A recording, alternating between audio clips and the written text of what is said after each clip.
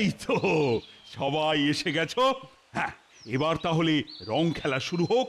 এ কি, তোমরা কেউ তো দেখছি রং আনুনি। গোপালকে যখন দায়িত্ব দেওয়া হয়েছে তাহলে গোপালই রং নিয়ে আসবে। আমি এসে গেছি মহারাজ, আর সাথে করে রংও নিয়ে এসেছি। তাহলে আর দেরি কেন গোপাল? প্রথমে মহারাজ আর রানীমাকে রং দেয়া হোক, তারপর আমরা সবাই খেলা শুরু করি। হ্যাঁ, নিশ্চয়ই নিশ্চয়ই, কিন্তু আমি চাই মন্ত্রী মশাই সবার প্রথমে মহারাজকে রং দিক, তারপরে আমরা সবাই রং দেব। কেন? আমি কেন? যেহেতু মন্ত্রী রাজার পরে সবচেয়ে সম্মানীয় পদ ধারণ করেন, তাই কি আমি ঠিক বলছি তো সভাসদগণ? হ্যাঁ, ঠিক ঠিক। এই নিন মন্ত্রী মশাই রং। এই মরেছে, এ তো ওই রাসায়নিক রং। এটা মহারাজের গায়ে দিলে তো কেলেঙ্কারি হয়ে যাবে। না না, আমি রং দেব না, আমি রং দেব না। কেন মন্ত্রী, কি সমস্যা? না মহারাজ, এই রং আমি আপনার গায়ে দিতে পারবো না। কেন মন্ত্রী মশাই, সমস্যা কোথায়? না, মানে সমস্যা নেই। মানে মানে গোপাল, তুমি ওই রং মন্ত্রী মশাইয়ের গায়ে ঢেলে দাও। না, খবরদার খবরদার গোপাল। আপনারা সবাই মন্ত্রী মশাইকে পাকড়ে ধরুন। এই গোপাল, এই গোপাল, না না না না, খুব খুব খারাপ হয়ে যাচ্ছে, কিন্তু খুব খারাপ হয়ে যাচ্ছে। কি হচ্ছে কি আমি তো কিছুই বুঝতে পারছি না। এক্ষুনি বুঝতে পারবেন মহারাজ। মন্ত্রী মশাই, এবার বলে ফেলুন তো, রাজ্যবাসীর বাড়িতে এই রাসায়নিক রং কে পাঠিয়েছে? নইলে এক্ষুনি ঢেলে দেবো আপনার গায়ে এই রং। হ্যাঁ, রাসায়নিক রং? বলে ফেলুন মন্ত্রী মশাই। ব্যাস, তাহলে তো এবার আপনাকে দিয়েই খেলা শুরু হবে।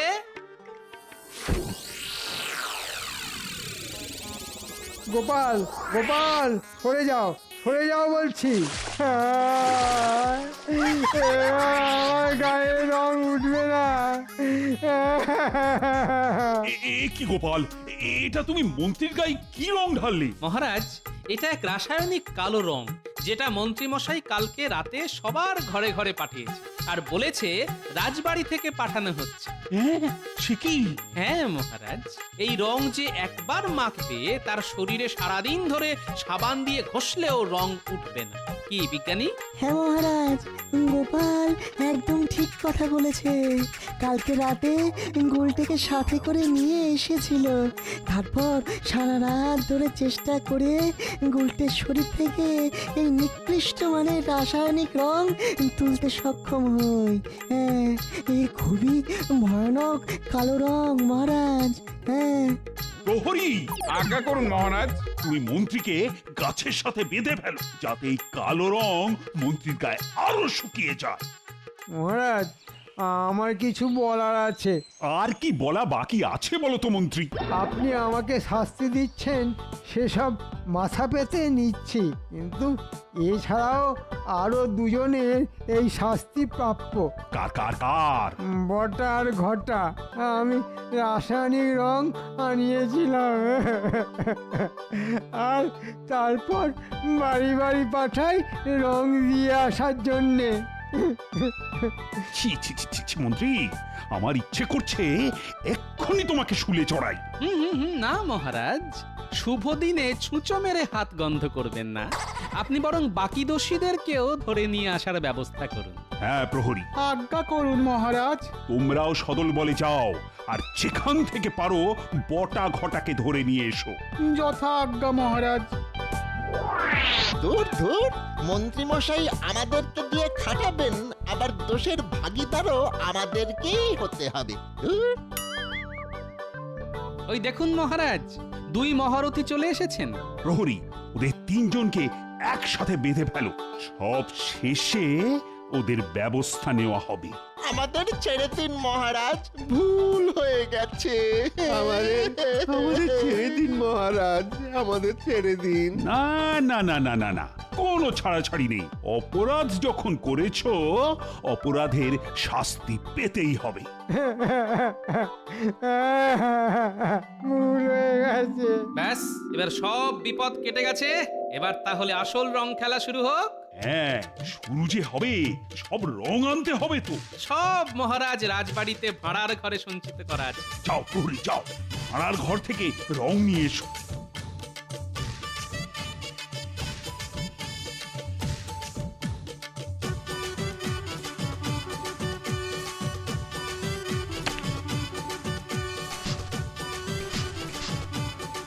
হোলি হ্যায়!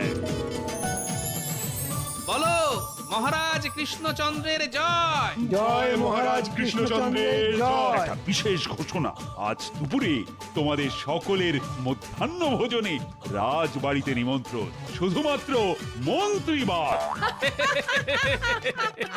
ভুল হয়ে গেছে মহারাজ, ভুল হয়ে গেছে।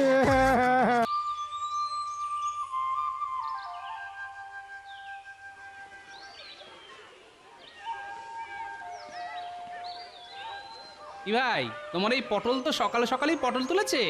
আর কি করবো বলো তো গোপাল দাদা, দিনকাল তো খুব খারাপ। বাজারে একদম টাটকা সবজির আমদানি কমে গেছে গো। ঠিক আছে, বেছে বেছে একশের আধমারা পটল দাও দেখি। নেই মামার চেয়ে কানা মামাই ভালো, মরা পটলের চেয়ে আধমারা ভালো। তা কত দাম হলো? গোপাল দাদা গো, মাত্র 2 টাকা। হ্যাঁ, সে কি, এই টেসে যাওয়া পটল 2 টাকা? না না, অত দাম দিতে পারবো না, 1 টাকা দিচ্ছি। কি আর বলবো বলো, সকাল সকাল বৌনি হয়নি তো। দাও দাও, 1 টাকাই দাও। বাবা, এত মুখ সিটকানোর কি আছে?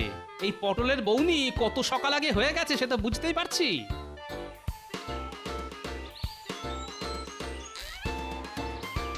নে নে, ন্যাপলা গুলটে টেপা পুচকে তাড়াতাড়ি হাত চালা। আরে কত তাড়া কিসের রে পুঁটি? আমাদের হাত কি যন্ত্র নাকি? উফ, কি ভারী ভারী পাতা। আরে তারা কি আমি এমনি দিচ্ছি? একটু পরে গোপাল দাদু কাজ দেখতে চলে আসবে। এই তো পুঁটি, প্রায় হয়ে এসেছে। এই তো আমাদের কাজ তাহলে মোটামুটি শেষ।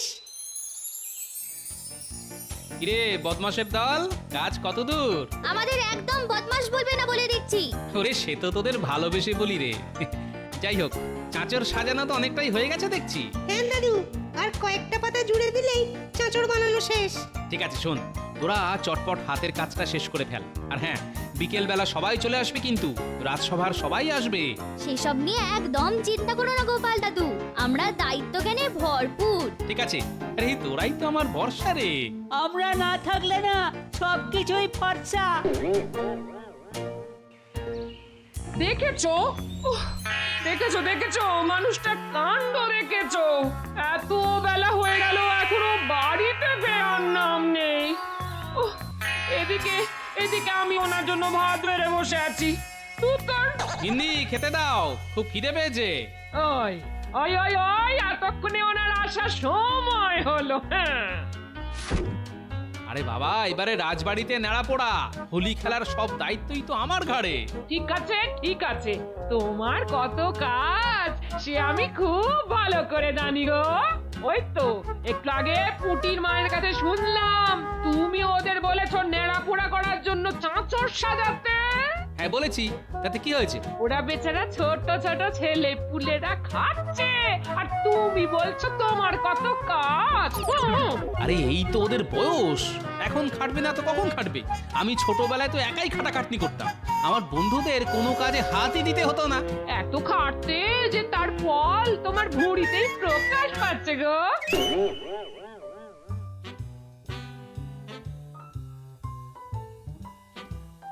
ওই গো রানী, আহা চলো, এই দেখো, আর কত দেরি করবে বলো তো? রাজবাড়ির মাঠে এতক্ষণে তো সবাই চলে এসেছে। আরে দাঁড়ান দাঁড়ান, এই তো হয়ে গেছে হয়ে গেছে।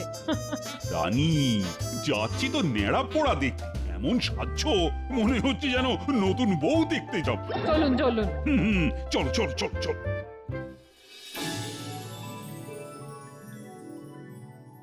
বাহ গোপাল, চাঁচড় তো দেখছি প্রস্তুত।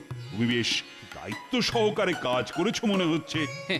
এই সবই মহারাজ আপনার আশীর্বাদ আর আমার ছোট ছোট নাতি নাতনিদের সহযোগিতায় সম্পন্ন হয়েছে। বাহ বাহ বাহ, বেশ বেশ বেশ।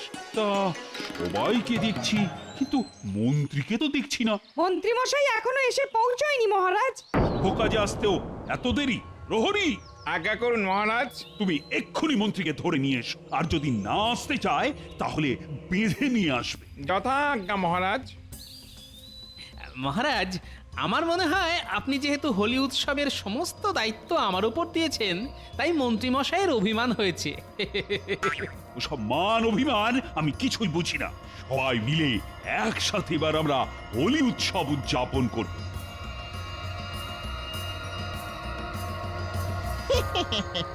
মন্ত্রী মশাই, এ তো আপনি মারাত্মক পরিকল্পনা করেছেন। যা, এবার চটপট বেরিয়ে পড়, যেটা আনতে বলেছি ঝটপট নিয়ে আয়।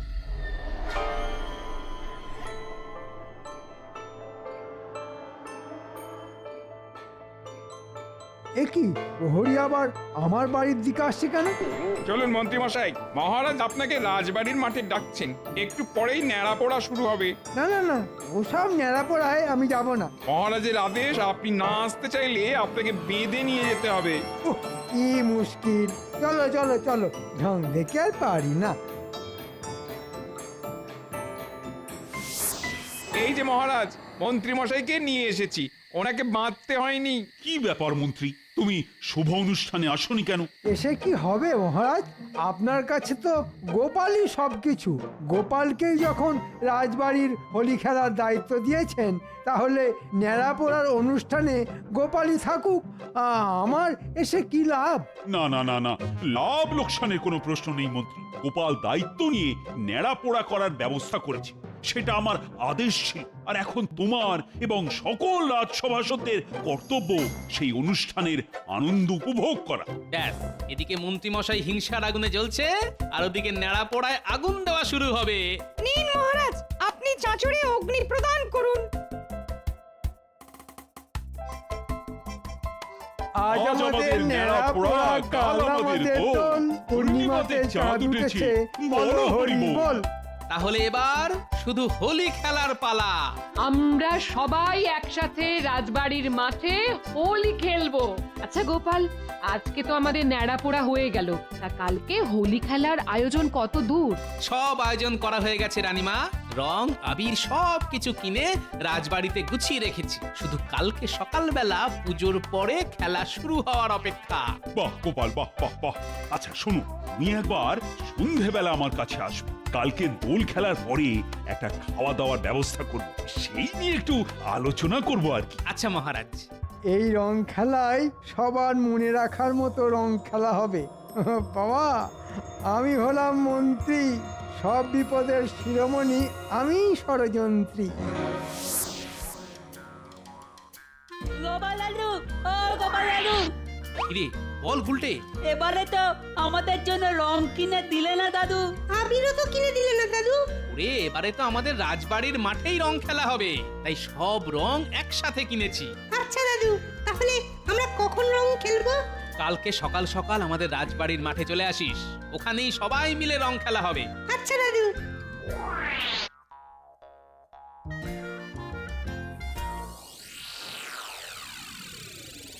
মন্ত্রী মশাই, ও মন্ত্রী মশাই, ঘুমিয়ে পড়লেন নাকি? আরে আসছে আসছে। এ মন্ত্রী মশাই, দেখে যান দেখে যান, আপনার কথা মতো মক্ষম জিনিস নিয়ে এসেছি। ওরে ওরে, তোরা তো আমার রত্ন রে, রত্ন। এবার কিছু টাকা দিয়ে করুন আমাদের যত্ন। সে তো দেবই। শোন, তার আগে তোদের দুজনকে আরো কাজ করতে হবে। কি কাজ বলুন? টাকা পয়সা হাতে পেলে আপনি যা বলবেন আমরা তাই করতে রাজি আছি।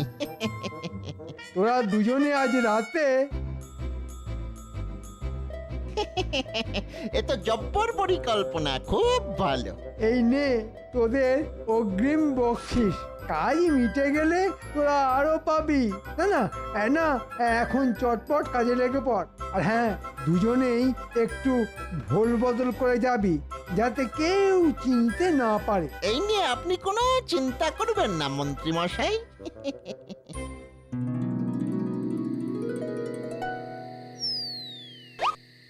কিরে গুলটে, পড়াশোনার নাম গন্ধ নেই, বই খুলে রেখে এদিক ওদিক তাকাচ্ছিস?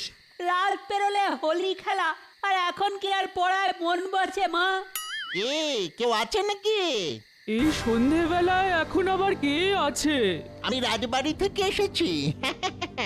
এই মহারাজ পাঠিয়েছেন। ও বলুন। এর মধ্যে রং আছে।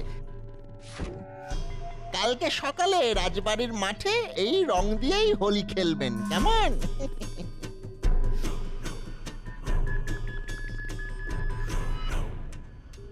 এই নে গুলটে, ধর। এটা কি মা? রাজবাড়ি থেকে রং পাঠিয়েছে হোলি খেলার জন্য। কই দেখি দেখি।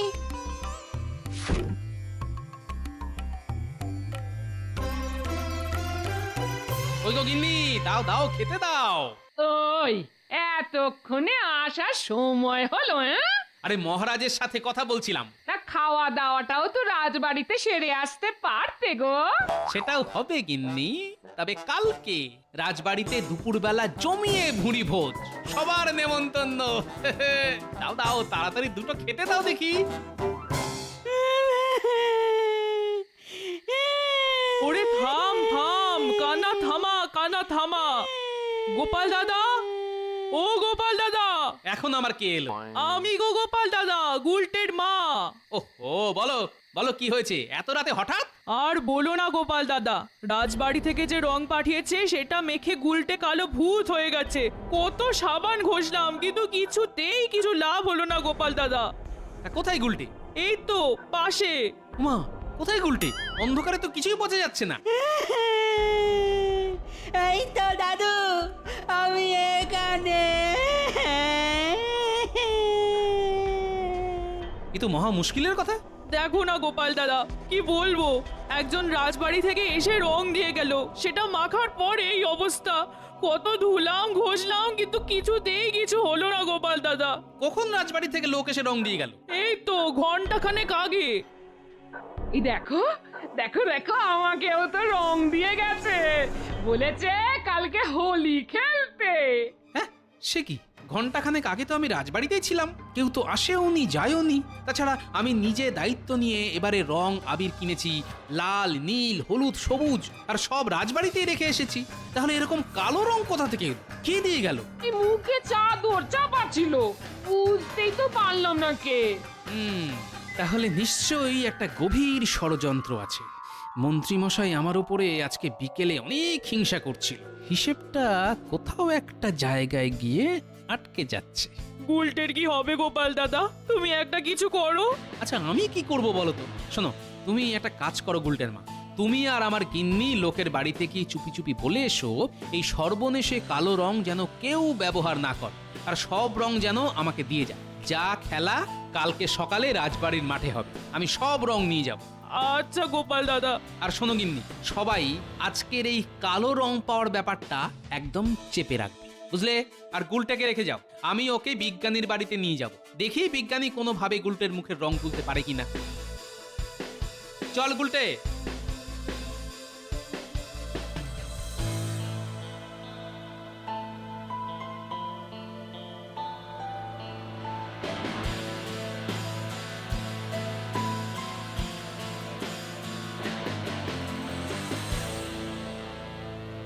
কি বিজ্ঞানী, কি করছো? কে? ও গোপাল, এসো এসো। এই একটা আধুনিক পিচকিরি বানানোর চেষ্টা করছি। তা এত রাতের বেলায় হঠাৎ আমার কাছে? একটা রঙিন সমস্যা নিয়ে এসেছি বিজ্ঞানী। হ্যাঁ, রঙিন সমস্যা? তোমার আবার কি সমস্যা হলো? সমস্যাটা আমার না বিজ্ঞানী, সমস্যাটা গুলটের। গুলটেকে তো নিয়ে আসতে পারতে। নিয়ে এসেছি তো। এই তো আমি এখানে। একে গুলটের কি অবস্থা? পুরোপুরি কালো ভূত বলে মনে হচ্ছে তো। আমাদের বাড়িতে একটা লোক এসে রং দিয়ে যায়, বলে রাজবাড়ি থেকে এসেছে। তারপর আমি ওই রংটা একটু মেখে দেখি, কিন্তু এখন রঙই উঠছে না। রং উঠছে না? না, ওর মা সাবান দিয়ে ভালো করে তোলার চেষ্টা করেছে, তবুও উঠছে না। দাঁড়া দাঁড়া দেখছি।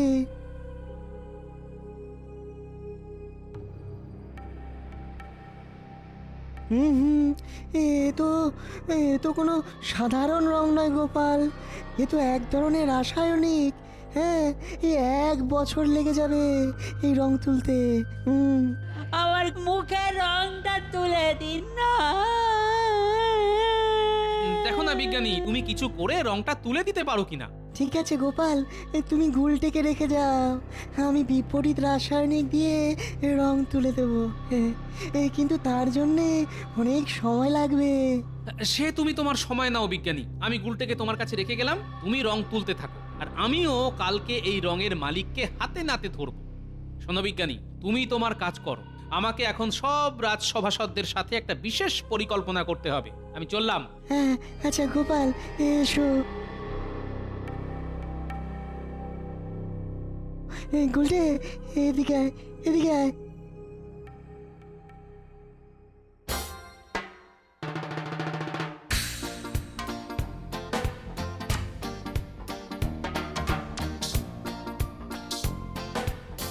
গোপাল, ও গোপাল, গোপাল। এই তো, আরে গুলটে, তুই তো একদম পরিষ্কার হয়ে গেছিস। হ্যাঁ, এই কালকে সারা রাত ধরে পরিষ্কার করেছি। এই রাসায়নিক রং তো হাটে বাজারে পাওয়া যায় না।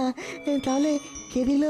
যে দিয়েছে সে বলেছে রাজবাড়ি থেকে রং দিয়ে পাঠিয়েছি, কিন্তু রাজবাড়িতে আমি আগেই রং মজুত করে রেখেছি, তাও লাল, নীল, হলুদ, সবুজ। তাহলে কালো রঙের এই কেরামতিটা কে দেখালো? সে তো আমার সন্দেহের তীর একজনের দিকেই যাচ্ছে। এই কার দিকে গোপাল? আজকে রাজবাড়ির মাঠে চলুন, তখনই প্রমাণ হবে আমার সন্দেহ ঠিক না ভুল। চলো তাহলে, আর দেরি কেন, এখনই বেরিয়ে পড়ি। হ্যাঁ দাঁড়ান, আগে এই বিশেষ কালো রংটা নিয়ে আসি।